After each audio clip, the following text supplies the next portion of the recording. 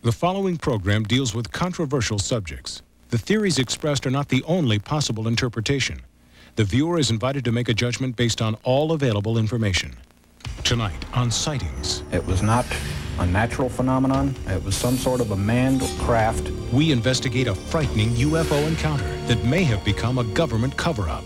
Then, in a Sightings exclusive, have we captured Bigfoot on videotape? This is the most compelling evidence to date that there is a Sasquatch.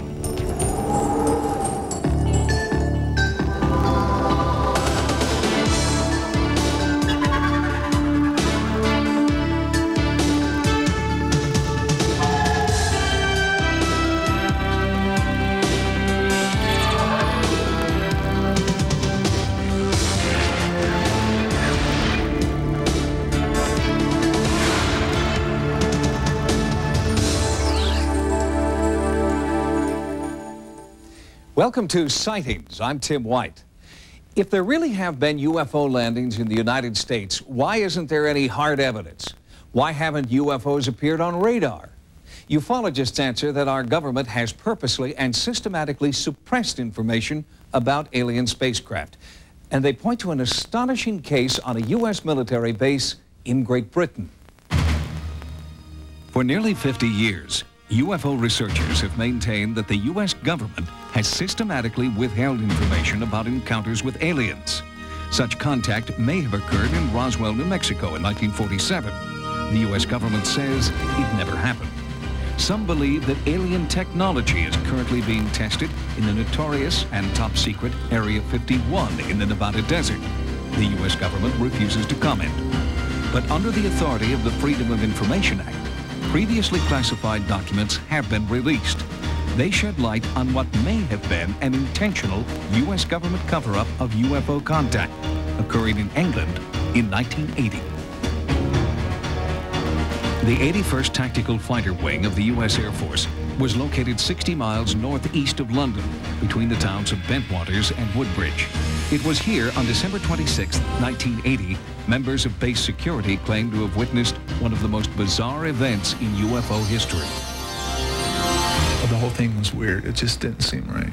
Airman First Class John Burroughs and his partner were on a routine patrol around the base perimeter when they spotted unusual activity in the nearby woods. My partner initially saw some strange lights, so we went ahead and looked at each other and we decided we better kind of see what's going on because it didn't seem normal. At the very same moment, the control tower at London's Heathrow Airport reported the sudden appearance of several unidentified flying objects on radar. I think if we would have been armed, we might have even fired on it. I mean, it really, there was whatever it was, scared us. I was going to bed and through the side windows here, I saw these lights. Local resident Jerry Harris was one of a handful of civilians who reported strange phenomena that night. He recalls the encounter. Well, they moved sort of sideways, this way, and then they'd go down and they'd come back up again. Most peculiar. The next morning, British police investigated the area around the alleged sighting. They found 3 circular impressions in the ground, exactly 12 feet apart, forming a perfect equilateral triangle. The surrounding trees had been damaged. It looked like something had landed there, came straight down through the trees and rested long enough to leave 3-4-inch indentations in the ground. I was kind of hoping we'd go out there and we wouldn't find anything. And we just, you know, it'd be like, because if you can't explain it, it bothers you. The next night, strange lights were reported again. Deputy Base Commander Colonel Charles Halt quickly assembled a special investigative team to search the woods. Lights were observed moving in geometric patterns, mainly in squares, everything traveling at right angles. They'd go for a set distance and then do a sharp left or right bank. Colonel Halt and his team not only witnessed the light phenomena, but they were also able to document their sightings on film and audio tape. Listen to part of Halt's recording at the scene. Here he comes from the south. He's coming toward us now. Now we're observing what appears to be a beam coming down to the ground. It's unreal. 330, 0330, and the objects are still in the sky, although the one to the south looks like it's losing a little bit of altitude. We're turning around and heading back toward the base. In the distance, you could see lights flying around, and you could see like a stream of white light that came down to the ground. Soon after that initial sighting, another strange UFO appeared to the airmen, a single red hovering light. We followed it for quite a distance, 2-3 miles. All the time it stayed just a bit ahead of us. Then the most extraordinary event of the night occurred. It looked like a shaft of light came down from the sky. It was momentary, couldn't have lasted more than 5 seconds. But I observed it, Colonel Halt observed it, and the 2 other individuals with us observed it. It was like, it hurt your eyes almost, it was so bright. Because of this inexplicable encounter, a special unit from European headquarters was dispatched to Bentwaters to take over the investigation. We were told that whatever we saw out there from then on, we were not to call in on the radio or report in, that people were aware of that something had happened or something could still be going on. The team confiscated all physical evidence of the encounter, including Colonel Halt's tape recordings, films, and memos. All of that material was gathered up. It was considered technical intelligence. Therefore, it went to Ramstein Air Force Base. Now retired from Army intelligence, Clifford Stone was stationed at Hanau, West Germany at the time of the Bentwaters investigation. According to Stone, news about the UFO landing spread like wildfire. I know that they considered that craft to be under intelligent control, and they did not consider that intelligence to be of this earth. With so many credible witnesses, there's little doubt that something anomalous occurred that night. But what was it? There's no doubt it was an unidentified flying object, which is what a UFO is. The blue lights that we saw and what they were capable of doing could lead you to believe possibly that they were intelligent. It was not a natural phenomenon. It was some sort of a manned or unmanned craft, and it was being controlled by someone. Despite so much eyewitness testimony, skeptics maintain the encounter was not the result of otherworldly phenomena. Let's say that this wasn't a UFO incident. What is it that can cause highly trained Air Force security policemen who are armed to the teeth with automatic weapons, grenade launchers, pistols, what can cause them to run away from a light in the woods? Chuck DeCaro was a Defense Department correspondent for CNN who traveled to England to research the Bentwaters incident. He's heard many explanations for the strange lights. This was an important base. It had a nuclear weapons storage dump. If these guys were hallucinating, as some debunkers have claimed, what were they doing guarding those self-same nuclear weapons the next day and the next week? Others have speculated that the UFO was a top-secret U.S. military aircraft used to test the responses of base security forces.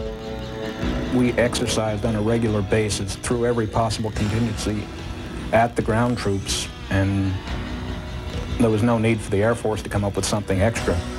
There is another possibility involving technology known as psychotronic or radio frequency weapons. There are those experts in the area of radio frequency weapons who say that RF energy can be delivered in such a form as to have an effect on human psychology or physiology. Sightings of unexplained lights identical to those reported at Bentwaters had also been reported in the former Soviet Union. Experts suggest these reports may be the result of experiments using similar weaponry. Unfortunately, none of these theories can be fully explored because the U.S. Air Force has refused to acknowledge that any encounters occurred. Some believe there's been a cover-up. I ended up going to Korea, and I can't prove it, but I really wasn't due for an assignment, and they kind of got me out of here in a hurry. Any attempt to gather physical evidence at the site is now impossible. The alleged landing site has been destroyed. When our sightings crew visited Bentwaters, this was all that remained of the woods. All that there, yes, the whole lot, 10,000 acres, was absolutely devastated. British UFO researcher Brenda Butler has been investigating the Bentwaters sighting since 1981. She claims that her efforts have been sabotaged by the U.S. and British governments.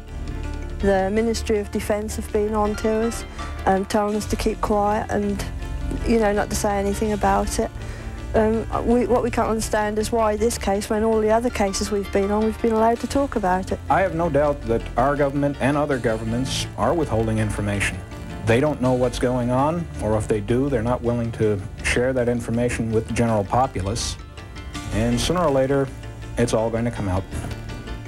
It wasn't until one of the base commander's top-secret memos was released in 1983 that any information about the Bentwaters UFOs was made public.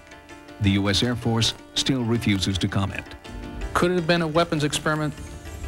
Possibly. Could it have been a visitation from a UFO? Possibly. Is there a cover-up? Probably. Is there more to come from the Bentwaters incident? You bet. The United States Air Force continues to deny that a UFO encounter occurred at Bentwaters. Without the military's cooperation, the documents obtained through the Freedom of Information Act remain just one more tantalizing clue for scores of conspiracy theorists. They remain convinced that the government has top-secret UFO information and plans to keep it that way.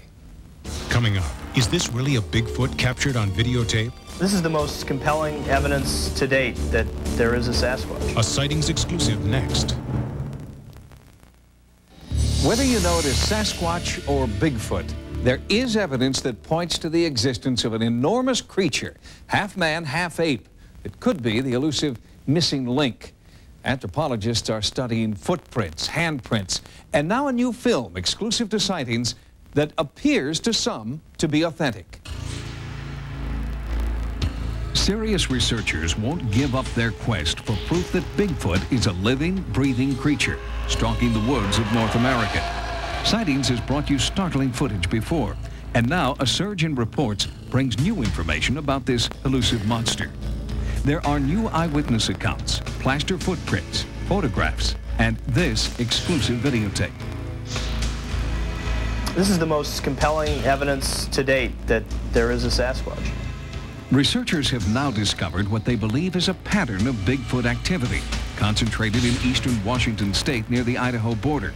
With over 50 sightings in the past year, local police here take Bigfoot reports seriously. One officer, Michael Bisbee, took us to the site of his own encounter. Early evening, about 6:30, 7 o'clock, I was on patrol in an area known as McCormick Ridge, and this big black object was walking away from me, walking into the timber. I really didn't know what it was. I didn't really get a good look at him. He was running so fast. There's no human could run that fast. My boss got nervous, you know, and after we started working again, he was worried about it trying to sneak around and trying to come, you know, do something to us, you know. Sneak attack is what he said. Based on the high concentration of sightings here, our investigative team mounted an expedition into the area, headed by researcher Cliff Crook. Cliff and his partner Dean Smith believe that only a small, unobtrusive team would have any chance of capturing a Bigfoot on film. It was just this kind of expedition, led by Roger Patterson in 1967, that resulted in a startling piece of evidence. This 16mm film is believed to be the only authenticated Bigfoot footage to date. Patterson's partner, Bob Gimlin, was there. When we came upon the creature, it was standing still by the creek. It immediately turned around and started to walk away. There is no way that this could ever be falsified or any man could be in a suit because of the movement of the muscle underneath the hair. The Patterson film is the second best evidence after some footprints. Professor Grover Krantz heads the anthropology department at Washington State University. His scholarly research concludes that Bigfoot is real. This is one of the most interesting ones. It's a 14.5-inch track. It shows what we call dermal ridges, the little fingerprint type ridges. And these have been studied by police fingerprint experts, and no one's found any flaw in any of them. This one is the imprint of some knuckles with the right hand. You can see it's substantially larger than my hand, and this is the thumb over here. The individual apparently stumbled, hit the hand on the ground, and left the imprint, and the cast was made of those 4 digits curled around, and the 5th digit, the thumb, coming out to the side. Right here is the thumbnail, the edge of the thumbnail. Professor Krantz divides his research time between lab study and expeditions into the field. He is constantly searching for new evidence to support his theories. His findings indicate that Bigfoot is nocturnal, a creature of the night. Sightings brought a specially equipped starlight filter into the research area. we hoped that this night vision feature would increase our chances of finding an actual Bigfoot. Unfortunately, bad weather forced us to end the investigation before any sightings occurred. Soon after our team left the area, an anonymous videotape arrived with a Washington State postmark. There are those who believe this is actual footage of a small, possibly female Bigfoot. The creature appears in 2 sections of this VHS tape. The tape is played in its entirety. Here, the supposed Bigfoot moves behind some trees and then, unexpectedly, turns toward the camera. Washington-based photo analyst Mike Stusser studied this videotape for sightings. The most compelling evidence in the tape is as simple as a head turn. In hoaxes, you see an animal that may be someone in a suit move with their head and their neck, and real Bigfoot specimens would move as a gorilla with their entire torso, and their head would move similarly. The typical ape posture has the shoulders carried very high and the mouth and the jaw is lower than the shoulder. So if an ape wants to turn its head, its jaw runs into its shoulder. The creature that Patterson watched turned its head, and then the shoulder went with it in what just as what you would expect with an ape. In the Patterson footage, you can see that the animal's walking straight forward, but then when he turns to see the cameraman, his entire body, his torso and all, moves up and to the right. Here in the most recent Washington footage, you've got the animal crouched in a clearing here, and then as it starts to look towards the camera person, its entire torso comes up and to the left. Its whole body, not just the neck, but up and to the left. Very similar to the Patterson footage. Is this evidence of the legendary missing link? Experts are divided, but they all continue to gather evidence. Although there is no proof positive that Bigfoot exists, to many the circumstantial evidence is overwhelming, and researchers remain dedicated to finding that one piece of hard evidence that will finally lay the controversy to rest. Joining us now is Richard Greenwell, Secretary for the International Society of Cryptozoology. Richard has conducted numerous expeditions in search of Bigfoot and the Loch Ness Monster. Richard, thanks for joining us. You've had a chance to look now at the new Bigfoot footage. What do you make of it? Is it the real thing or a hoax? I'd say probably a hoax. For one thing, the supposed creature looks very much like a costume to me. Its gait and movement is wrong. The gait is very human-like, and the movement is very slow. What else would you need to see to be sure that one exists? Well, the only evidence that's going to convince the zoologists and the anthropologists is physical remains, bones, or a part of an animal, or a complete animal, dead or alive. That's the bottom line. Is there any sort of photographic evidence or videotape evidence that you would find persuasive? If there was film footage that was in conjunction with extremely good eyewitness testimony from reliable people, then that would be a very strong case.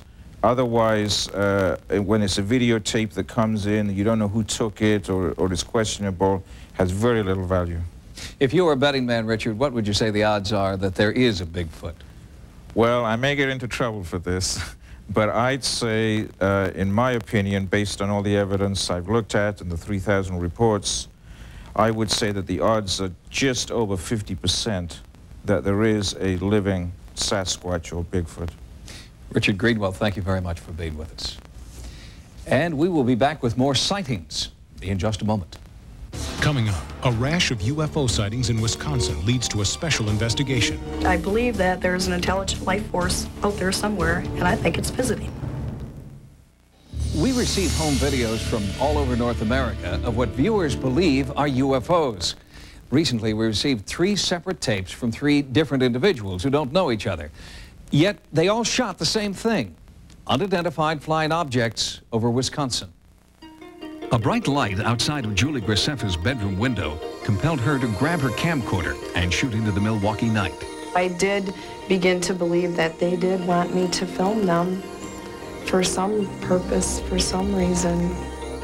Kevin Crump was driving his grandmother home when he grabbed his video camera. At first I thought it was a plane, but then when I slowed down and we looked, it shot out a blue light out of the back end. and we knew then it couldn't have been a plane. A friend's phone call sent Beaver Dam resident Carol Putz into her yard with camera in tow. I believe that there's an intelligent life force out there somewhere, and I think it's visiting. Our dispatch center received about 12 calls from people stating that they had too seen these unexplainable lights in the sky. There's no doubt in my mind that there was something there. Those first calls came in on January 31st, 1993.